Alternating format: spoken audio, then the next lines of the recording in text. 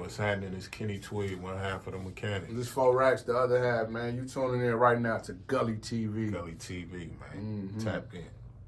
I was smiling ear to ear because I'm saying to myself, what if these niggas is the one that was making all them goddamn beats that I was growing up to? Like, that's what I started to speculate and shit. When I started to flip through your material, and then I seen the people who you collaborated with. Yuck Mouth got a way of announcing something spectacular with a very ordinary demeanor and shit. I guess he used to it and shit. So, you know, he kind of just like, you know, I thought he was dumping a little local nigga on me or something like that. You know what I'm saying? And he hit me with a home run, man, and I appreciate this, man. So from top to bottom, first off, tell me about the Mekanix. Tell me how y'all came up with the name first. So, I'm one half of the Mekanix. I'm 4 Racks. I'm Kenny Tweed, the other half of the Mekanix. We both were into producing in our own lanes. We both got backgrounds like before the Mekanix, like making music and DJing and hustling, and we both did hella shit before we got to the mechanic point. But there was an artist that came across both our table named IRS. Shout out IRS. And he had a situation where he was doing a project, and that project put us both into contact with each other. Okay. And from that project, we produced on it together. Yeah. And then we individually. Yeah. And then we kind of went our separate ways. And then Numbskull from the Loonies was putting out a group called the Hitters on the Payroll. Okay. And I had did a whole solo album on them called Underground Like Dead People that was like real hot in the streets. Was that a single, Hitters on the Payroll? Hitters on the Payroll was an actual song from the Loonies. Okay. But it wasn't based on the group. All right. It was called Killers on the Payroll. Got it. Yeah. It was on, I forget what album. It was on, Wasn't that on the the second album? No, it was on the second Loonies album. Okay.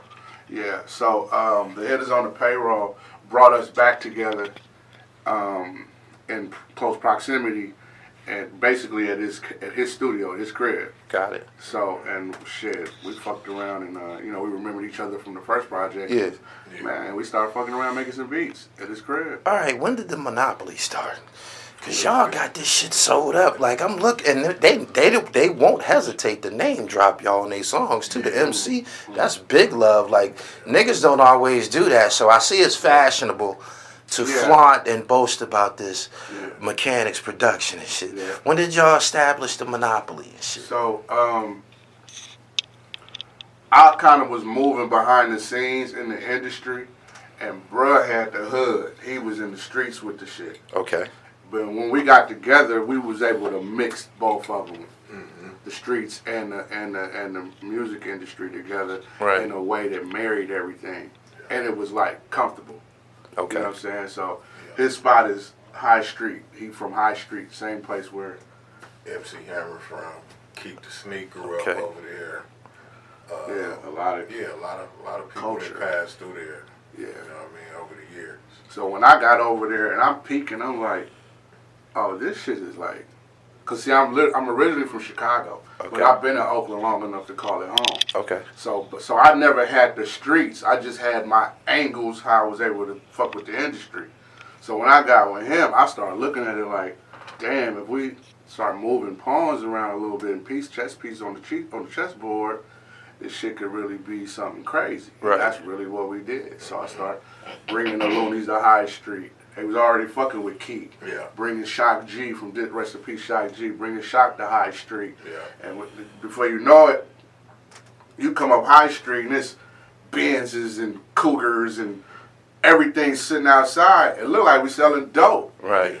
But we're not. It's a studio there. You think it was to your advantage that you was from Chicago to be able to move around and bring these people together? Definitely it gave me an edge because even with producing, I didn't sound like a lot of the producers around. So they, right off the back, they was like, oh, this cat's different. You know what I mean? Unorthodox. It was unorthodox, So, but I had super love for the sound, all that early Too Short and Bank shit I was sprung on. Yeah. But at that, when I started cooking, I didn't sound like that. I sounded more more along the lines of jazz samples and stuff like that. You know what I'm saying? Like from hip hop, like I really encompass hip hop, like all the top, the bottom, New York, down south, West Coast, whatever. So, but he sounded like totally like town shit. Yeah. So it was like, oh, this is dope. Like I can bring my knowledge of old records and old drum machines, who made this and what drum machine they made that on. Yeah. And he had the understanding of all the other side of the elements. Right. And we just put them together, bro. Y'all been to Mekanix since the Ant Bakes era? No, not that long. Yeah, kind of, though. Ant Banks, when we formed, Ant Banks was still active. Like he was the man out here. He was still active. Yeah, Banks was still active in 2000? Bro, this is 23 years. This was the end. This was probably like towards the end of Ant Banks' career. Okay. Not because it was by choice. He just because TWDY was like what, like 96, 97, something like that? You just filled in a lot of blanks because I was trying to establish a timeline and shit. You know what I'm saying? Yeah. So, this is we established the Mekanix in the year 2020. Yeah, 2000. 2000. I'm sorry. 2000. That's it. 2000. 2000. Okay. Yeah. All right. Boom. So this is 23 years, bro. What was the racehorse in 2000? What was the song that sparked it? It didn't spark in 2000. Then we just was cooking. Y'all had to build it. We just started cooking. Process, like it was a struggle. Like we didn't hit the ground running. Yeah. It was a struggle. So when did the racehorse show up? When did the guy? When we grabbed J.Stalin. That's what started the fire right there. And he's like, so he's from West Oakland, we from East Oakland. Yeah. And at that point in time, musically, West Oakland and East Oakland didn't fuck with each other. Right. It was like nobody's doing that. Okay. You know what I'm saying? Fab had did a record called New Oakland. Yeah. And it was like, I got the North, talking about North Oakland, I got the East Oakland, I got the West. So he kind of had that record, but outside of that, I don't even really remember no records. So we had Stalin coming from West Oakland to East Oakland fucking with us in the studio, and he was bringing all this West Oakland niggas. So, that's kind of like... And a fun fact, we met Stalin here at this studio. Yeah. Okay. But you gotta, like, if niggas don't got respect for you, like, that shit could get... You can't control what niggas gonna do. Yeah. You know what I'm saying? So we got these West Oakland niggas here, got all these East Oakland niggas, and we mixing niggas up. Yeah. And, niggas ain't always gonna see eye to eye and wanna fuck with, I don't fuck with them niggas, you know what I'm saying? But we was able to pull it off, and it was peaceful. Was it a specific song or record that sparked everything with Stalin? What, Banger Dance? Banger Dance. Yeah, Banger Dance. So we Stalin had gotten to a position where he basically Capitol Records wanted to do a sit down with him. So we all went to LA, sat down with Capitol. They ran through everything we did, loved it. Like when the hyphy movement started popping. Yeah, and they loved what we did, but we didn't have nothing that sounded hyphy. Yeah. So they was like, we love this shit. Even the video, we had shot the video. Yeah. And they were like, but give us something that sounds kind of like what's on the radio. Yeah. You know what I'm saying? The tempo wise. Yeah. So that was the we one. was kind of discouraged. Yeah. But we said, okay, cool. So we went back to the drawing board and we kind of did I don't want to say our version of it. Yeah. We just picked the tempo up. It wasn't really hyphy. It was just faster. It's this banger dance. It's talking about dancing with a gun on it. Right. Yeah, it's talking about dancing with a gun. After Stalin, what would y'all consider to be y'all big break? Something to put y'all in the game for real and shit. Putting out our own projects. Compilations? Yeah. Who was featured on these compilations? Who was it? First one, like our first album. Yeah, I love Bay Area compilations, man. I told you I was a fan of the cell blocks. Yeah. Go ahead and run it, man. I want to hear Our it. first album was called Chop Shop 1. So basically with Chop Shop 1, we took songs from artists we had worked with that they had already put out. Released. Right. So we took about 10 songs and then we added probably about 4 or 5 new songs. Mm-hmm. So that first album wasn't really a official album. Yeah, right. So, but we put out Chop Shop 2 after that, and it was all new shit. We had E40 on there, Mac Dre, Keek, Filthy Rich, everybody. Stalin, Everybody. Did y'all was work with popping. Mac Dre in the studio? He pulled up on High Street. He pulled up. Mm. We went to his crib too. We went out to Sac, fuck we with went him. to Yeah, Sac, Dre fuck with him at his crib too. Dre fuck. What type of energy Mac Dre brought to the studio? Y'all was able to experience it firsthand. I only seen it on, the documentaries. Nah, he was a live He come through bouncing and all of that. nigga. That's how he do it. That's him. Yeah. He's a live nigga, bro. He Full was of fun. Good energy, high energy. Yeah. Yeah. Kept everything. He made beats. Yeah, all he this, did. all this shit. We even made beats. I don't think nobody even really talked about that Yeah. either, though. Yeah, Yeah. Dre made beats. Yeah, I don't think I even seen that in any Yeah, interviews that yeah. people revealed that he produced also. Right. Yeah, Dre was ill, man. Some people that do production, I don't know, maybe there's a difference between, let me say this again. Some people that do production, they kind of like remain in the studio behind the boards and shit like that. Mm-hmm. I seen you in a different element on this song, Moving. You seem to be extremely comfortable on the song. So tell me about you as a vocalist. Like I told you, I encompass like hip hop for real. Like I started off drawing and was drawing on clothes and shit before the airbrushing shit went crazy. Yeah.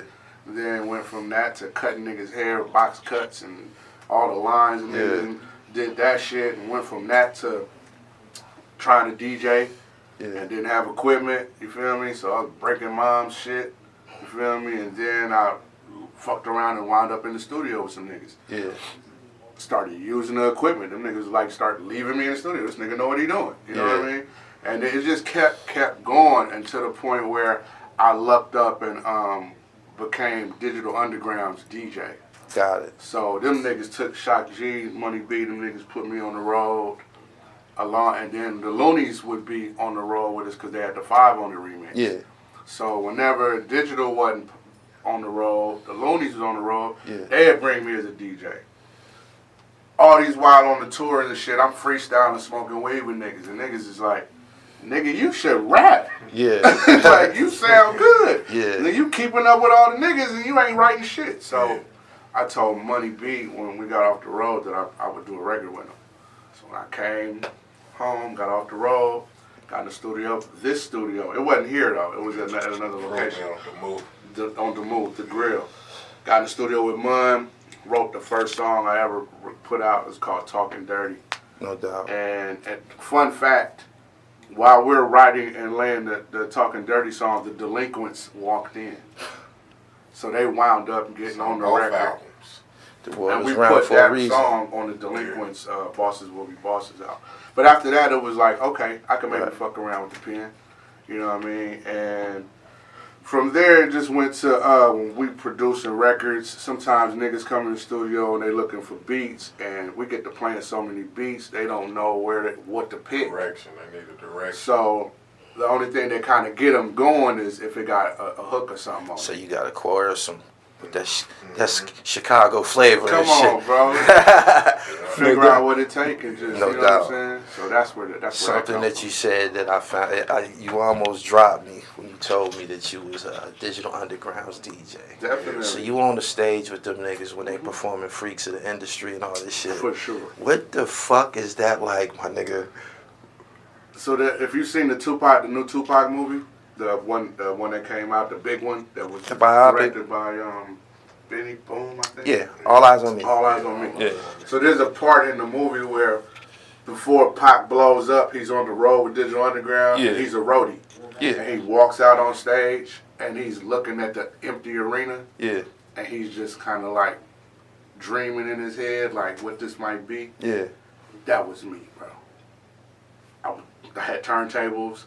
I'd be in all the arenas, and I would just be looking in the stands like, nigga, this is real. This is happening. Before they even get there, you Before, take it over. nobody's there. We're going to sound check. Right. Yeah, so I can't describe it, bro. I still get goosebumps. Yeah. Just those opportunities to be that close to greatness and to see the potential. No ceilings, bro. This shit can be as big as it can be. You see what I'm saying? So I don't even know if I answered the question, but Nah, it was great. I want more though. Did they perform I Get Around in Front of You? Oh, hell yeah. No, bro, no, I was in the studio with these niggas, all the shit. I did a remix for Walking Real Cool. The day Pac died, I was with Shot in the studio. Right. Like, crazy shit. Both of them niggas is tatted on me, my nigga. Both Shock and him. Rest in peace, Shock. We lost Shock. You feel me? This big ass Humpty tattoo. That's crazy. On me, That's bro. crazy as fuck. It's my family. You feel me? I love Bishop. Shock G's verse on All in the Same Gang when he was flipping back and forth between Humpty, Get Busy Humpty, right? the red and white and the blue and the red. He was killing that shit. But Shock, like, this nigga bought the first beat I ever sold. And this nigga was an extraordinary producer. He didn't need to buy that beat. Right. He saw something in me, cashed me out. Like, you know what I'm saying? For the beat I did. This before the Mekanix.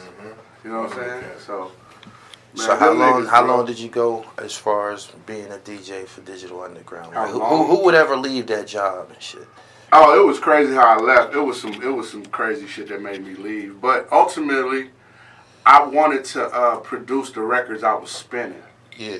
So, you know, I got all that road experience, but I was still like I said, when I was staring in the crowd, like staring in the empty seats, like, man, I want to be from behind the turntables. Because it got crazy. Like I told you, I wrote the record with Money B, the Talking Dirty, right? So they started to incorporate me into Digital Underground show. Routines and shit. Yeah, so I would be behind the turntables playing the records, and then when it came, because Mun had a new single, Talking Dirty, Shock would come and bring me the mic. And then I and get the mic from Shock, come from behind the turntables and do Talking Dirty with Mun, and then come and get Shock back the mic and come back and finish DJing the show. Crazy, man. Oh, bro, it was amazing, bro. Yeah, I'm 46, to man. Like I was in junior high school when them niggas came out. I remember when the single came out, and the Humpty Dance. Oh, the Humpty Dance. And you know, you ain't never seen no shit like this before. So you like, man, is this some like novelty shit? And then he kept going. Oh my God, he kept going. Underwater Rhymes, Freaks of the Industry, Kiss Me and I Kiss You Back. They just kept going and going. And was existing in an era of NWA and Scarface and all of this shit. Getting spins in the same party. It was about partying. Fun. That's what Digital had. I mean, first let's look at the name. Digital Underground. Right. Shock was way ahead of the game, like 30 years before anything became digital. Before anything became Their first album, Sex Package, was literally, conceptually, ecstasy. Way before the pills, before niggas knew what that shit was. Yeah, if you listen to Underwater Rhymes, they had to be high or something. Shock was gone, bro. He was the first like Dre. Come on, man. He's the nigga, he's the first nigga said, get stupid. Yeah. True story. Come on, bro. Literally, he's the nigga that said that. You know what I'm saying? So, man, that nigga, bro, I learned so much from Shock, bro. And that's when I had the opportunity to bring him. Like, I was like, you gotta be this nigga, bro. No doubt. He fell in love with Tweet. Fell in love with J.Stalin. Fell in love with all my niggas. Hey, I'm from the East Coast, man. We can you recall where you was at when you got the news of him passing away? Yeah, so I had the opportunity of remixing a record called Walk Real Cool. It was like my first, like my whole time producing, I just wanted to make the niggas that gave me opportunity proud. I wanted to make them niggas proud. So I was waiting for an opportunity to produce for Yuck. Waiting for an opportunity to produce for Digital. And I was patient enough that the day came. So I was remixing a record. It was on the Future Rhythm album called Walk Real Cool. Pac had been shot already. So everybody already was like in a hysteria. Like, this nigga got shot again. You know what I mean? He gonna be straight. Right. So, Shaka came in town for us to do the remix. We was going to Infinite Studio. Shout out Michael Denton. He picked me up in a van, a minivan, and he like, take the van, keep the van overnight. Come get me in the morning. We go in the studio. Yeah. So I go pick him up in the morning. We're going to Alameda. We're going to Denton's. He driving. I'm in the passenger seat. And Davey D came on the KMEL. And Davey D said, you know, sorry to say, but Tupac is gone, you know what I'm saying? and Shock let the wheel go, and I grabbed the wheel. In Alameda, the streets are real narrow. They got cars on both sides of the street, so it's really like one lane. You know what I'm saying? So I ain't gonna say we'd have crashed, but if I ain't grabbed the wheel, we might have nicked the car or two. You know what I'm saying? But so I grabbed the wheel. We continued down the street, like blown away. We parked. We went out, came outside, went in the studio. I'm not gonna really share what happened in the studio. I'm gonna keep that to me. Right. You know what I'm saying? But the rest of the members start showing up. Munn showed up. Clee, a lot of niggas showed up. And the fucked up thing about it is, I still had to produce a record in this type of vibe. Yeah. It was a dark day. You know what I'm saying? Speaking of Yuck Mouth and the Loonies, tell me what the Loonies did for this region. Ooh. Niggas got the biggest weed song in the world, bro. That's another one right there. Yeah. 500 is the biggest song, the biggest weed song in the world. I mean, Fact. what can't you Do you say think about he the get? niggas? Do you think Yuck Mouth get enough recognition as a lyricist? Hell no. Nah, I don't think so. Yeah, I don't think so. He can go. What? Yeah. With the best of them. Yeah. I was just in the doctor. I went to the doctor yesterday to get my ears checked and shit. And Yuck called me about this interview. Yeah. While I'm in the doctor, the ear, nose, and throat doctor, and I'm like, he's a fan. Yeah. And he's like, so he knows the music and all the shit. But he's a doctor, like. Okay. And he sees Yuck's calling me, like, you gonna answer? You gonna answer? I was like, yeah, I'll answer it. So I answered the phone, like, Yuck, what up? I'm in here with my doctor, blah, blah, blah. The doctor just jumps in. Yo, this is Dr. Garola.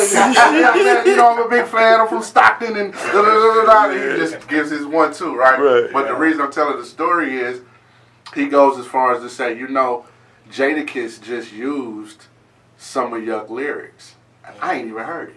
Right. He like, yeah, it's on Dave East's album. Right. He just used Yuck. He said, damn, I want to remember the actual Doctor lyrics. said that? Yeah, the doctor's telling me this. Yeah. And I'm like, Yuck, this nigga knows your lyrics. You know what I'm saying? A white He person really would be listening to Dave East. Yeah.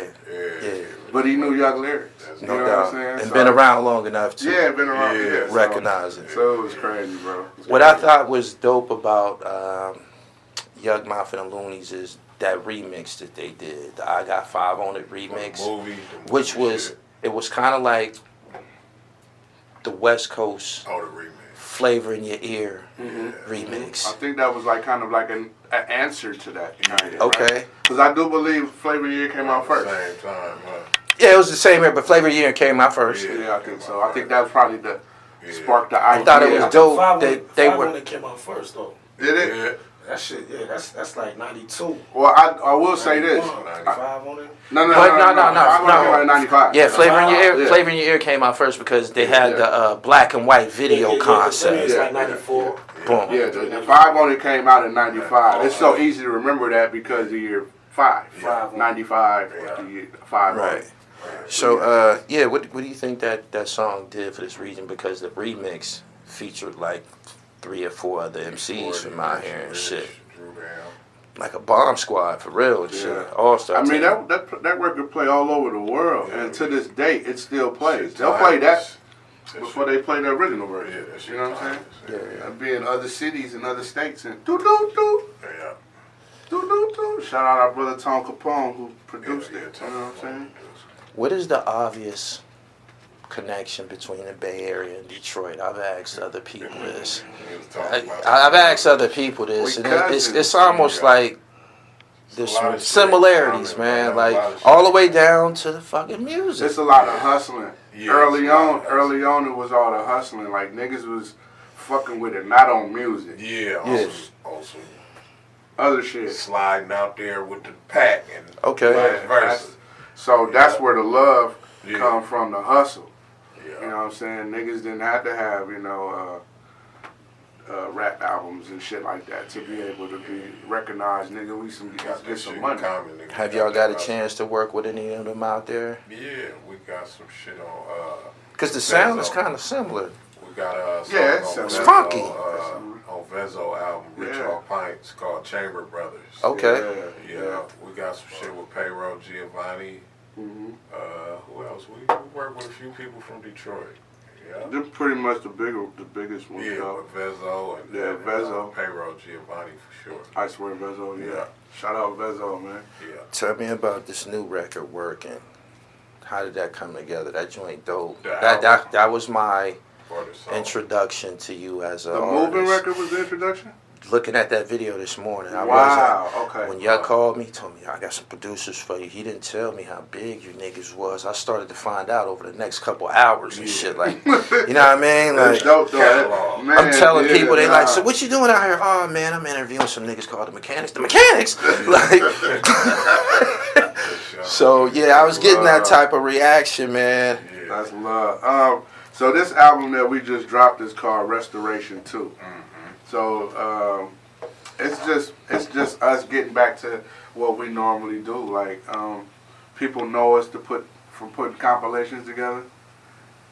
They're never boring because if you got 15 songs and there's 2 or 3 niggas on every song, different niggas on every song, you get so many opinions and so many vibes and you know what I'm saying. So the album is full of collaborations, different collaborations, and shit. We always try to put some shit together Yeah. that ain't never been done before. Were those guys outside of J.Stalin? Was the rest of those guys some of y'all artists that y'all working with, like Elijah? I wasn't hip to him. No, so yeah, that's Stalin's artist. So we never wanted to really have a record company. Mm-hmm. We created Zoo Entertainment, the label, to give J.Stalin a launching pad. So we were so blessed to have Stalin be that vessel for us because we ain't found another person that actually that could do it again. He's an enigma. He's one-on-one. a one-on-one. Like it makes sense that we would put together a label for him to launch off of because we didn't want to do that. You know what I'm saying? Yeah. But he needed it, and we needed him to do exactly what We needed each other. Yeah. You know what I'm saying? So Yeah. Stalin really, and then it was dope because Stalin was an artist that we launched with. He had the idea of Livewire Records with him, so he was like, "I'm gonna have a label, one way or another." You know what I'm saying? So he started grabbing the artists, and with that being said, we was able to kick back and let him be our A&R. So Stalin like, this nigga hot. He doing like, screening he for cool. you. Yeah. Right. Stalin like, this nigga hot. I'm like, yeah, he cool. Stalin like, this nigga hot. Yeah, let's work with him. Yeah. We could pick and choose Right. who we want to fuck with. You know what I'm saying? So it was dope. Up under his umbrella. Up under his umbrella. Give me some recommendations, man. Y'all said that y'all got the fire compilations. I need these people to go and look some of these joints up because I service a big body of the northeast region of the United States. The So, songs that we did. yeah, you can give me Or the albums, the album titles of the compilations. Yeah. One of our most popular albums is Under the Hood. It's called Under the Hood. Mm-hmm. Then Working with artists from other regions. Who else have you worked with on the East Coast? Not a lot. We haven't worked out. Like, we really, our whole MO was like, so when the hyphy movement came, we weren't mentioned because technically, musically, we didn't fit. yeah. Okay. You see what I'm saying? They know us for making some mob shit. That's what it sounds sound like to me. real aggressive Yeah. street shit. You know what I'm saying? So I like that shit y'all did with E40, that mob shit. Yeah. well, that was so. Hard. So Yeah, when the East Coast niggas like, yo. so when the hyphy shit kicked off, we had Stalin's first album ready to go, right? Which was dope, right? But we literally had to sit back because right when we was finna drop Stalin, Sway went on MTV and did My Block. Yeah.